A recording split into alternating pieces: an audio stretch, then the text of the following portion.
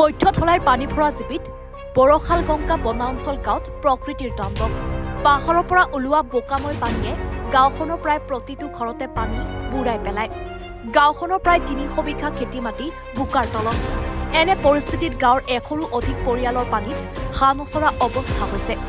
গাঁওবাসী কৃষি আৰু বিভিন্ন ধৰণৰ খেতিৰ ওপৰত নিৰ্ভৰশীল।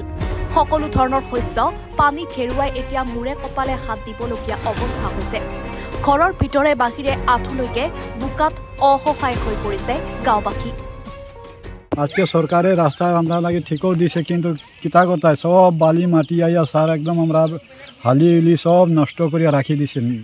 আমরা এখন কীরকম গরিব মানুষ কীরকম চলবো, কীরকম হাতটা ফিরে একটা জায়গা নাই আমরা এখানে থাকবার। একদম সরকারের লাগে তো কোনো দোষ নাই, হে তো রাস্তা ঠিকও বানাইছে, কিন্তু আমরা তো কিতা হয়েছে একদম সব বালি মাটি আইয়া আমরা ক্ষেত পিছারি উছারি সব নষ্ট হইয়া গেছে। সরকারের তো রাস্তা বানাই ঠিকও আছে, বাকি আমরা যে গরিব মানুষ 2 মন হালি ফেলাইছি এগুলো শেষ হয়ে গেছে। রাস্তা তো ঠিক আছে বানাইবার আপনার ঠিকও আছে, বাকি আমরা গরিব মানুষের সারা সব নষ্ট করে দেয়।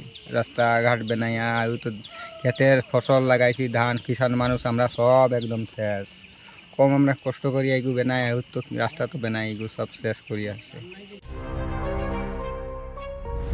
Bureau report, any Bharat 24।